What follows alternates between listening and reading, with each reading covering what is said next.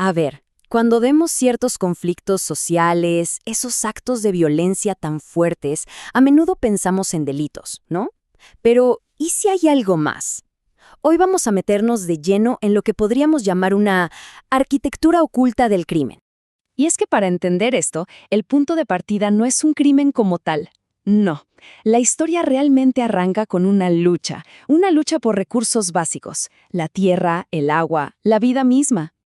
Y aquí viene lo interesante, y es un punto clave, ¿eh? Estas peleas por los recursos no son, digamos, operaciones de grupos al margen de todo. No, muchas veces lo que las hace posibles es la acción o la inacción del mismo Estado que se supone debería estar regulando. ¡Claro! Y este asedio a los recursos se ve de muchas maneras. Pensemos en la minería a cielo abierto, que, bueno, se come la tierra. O en esas represas gigantes que desvían ríos completos. Todo esto forma parte de un concepto que se llama extractivismo.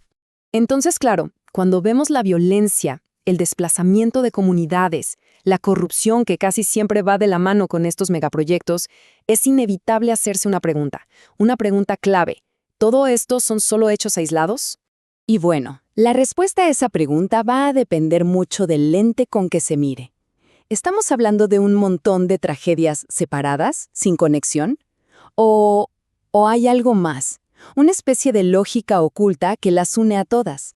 Porque, a ver, hay dos formas de verlo.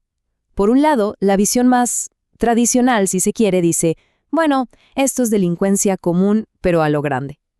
Pero hay otra explicación, una que es mucho más potente, que nos dice, ojo, esto no es un conjunto de incidentes, esto es un sistema, son procesos organizados. Y para poder nombrar y entender bien ese proceso organizado, hace falta un concepto específico, un término que lo abarque todo, la macrocriminalidad. Ojo que esto es importante. No hablamos de macro solo por la cantidad de delitos, como si fueran muchos crímenes chiquitos sumados. No. Hablamos de un tipo de crimen muy particular, uno que está, digamos, metido hasta el tuétano de una estructura de poder y que muchas veces es el propio Estado el que lo fortalece. Aquí está el quid de la cuestión. La macrocriminalidad funciona justo en la intersección de tres mundos que, en teoría, deberían estar separados. Por un lado, la esfera criminal, la de la violencia. Por otro, lo económico-empresarial, las compañías, los contratos. Y por último, la esfera político-pública, o sea, los funcionarios que dan el visto bueno. Cuando estos tres mundos se juntan y aprenden a hablar el mismo idioma, ahí nace el sistema. Hay una frase que lo resume perfecto. La suma de lo micro no hace lo macro. ¿Es que es así?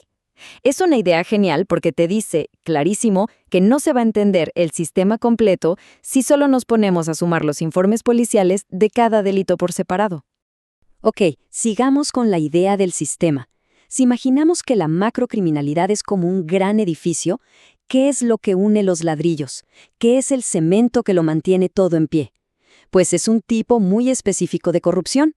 Y de nuevo, no estamos hablando del típico soborno a un funcionario para que mire para otro lado. No, esto va mucho más allá. Se trata de torcer el propósito de instituciones enteras del Estado para que en lugar de servir al público, se pongan a trabajar para los fines de este sistema criminal. Fíjense bien en la diferencia, porque es fundamental. Una cosa es un actor corrupto, una manzana podrida dentro de un sistema que funciona más o menos bien. Y otra, muy distinta, es cuando el sistema mismo está podrido.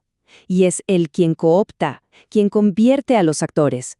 Y para que nos hagamos una idea de la escala de la que estamos hablando, un buen ejemplo es el trabajo que hizo la CICIG en Guatemala. Ojo al dato.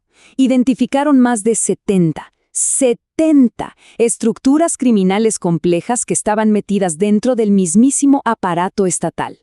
Y claro, llegar a identificar todo esto no fue cosa de un día para otro.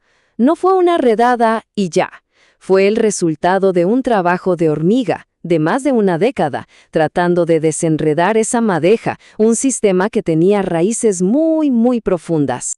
La pregunta que cae de Maduro es, bueno, ¿y cómo se hace para investigar algo tan grande, tan complejo, y que además está diseñado para no ser visto? Pues, como pasa muchas veces en la vida, la clave está en cambiar la pregunta, en darle la vuelta a la tortilla y mirar el problema desde otro ángulo. O sea, en lugar de preguntar simplemente ¿qué delito se cometió aquí?, el enfoque cambia. Ahora las preguntas son otras. ¿Qué fenómeno más grande estamos viendo? ¿Qué estructura está sosteniendo todo esto? ¿Cómo se reparten los beneficios? Y sobre todo, ¿quién ejecuta? ¿Quién planea? ¿Y quién garantiza que nadie vaya a la cárcel? Lo que se busca entonces no es solo el modus operandi de un crimen aislado. El objetivo es mucho más ambicioso. Es encontrar el patrón. Es ver cómo se repite la violencia, cómo fluye el dinero, quién protege a quién, para así poder dibujar el mapa completo del sistema. Y entender todo esto nos trae de vuelta al inicio, ¿recuerdan? A esas luchas que se dan en el terreno, en el día a día. Porque esa es la gran conclusión. Esa pelea de una comunidad por su río, por un bosque, por sus tierras, casi nunca es solo una pelea local. En realidad, es la punta del iceberg. Es el síntoma visible de ese sistema invisible del que venimos hablando. Y es que, si solo nos enfocamos en el caso por caso, en meter a la cárcel a un par de personas, podemos tener algunas condenas, sí, pero la máquina, la estructura, no se toca. Es como tomar una pastilla para la fiebre sin curar la infección que la causa. Y esto nos deja con una última reflexión, que es quizá la más importante de todas. Si solo se persigue a los actores individuales, ¿la máquina no seguirá funcionando, produciendo nuevos actores que los reemplacen? Por eso, ver el sistema, entenderlo, sacarlo a la luz, no es solo algo teórico, es, de hecho, el primer paso, el más fundamental para siquiera empezar a pensar en cómo desmantelarlo.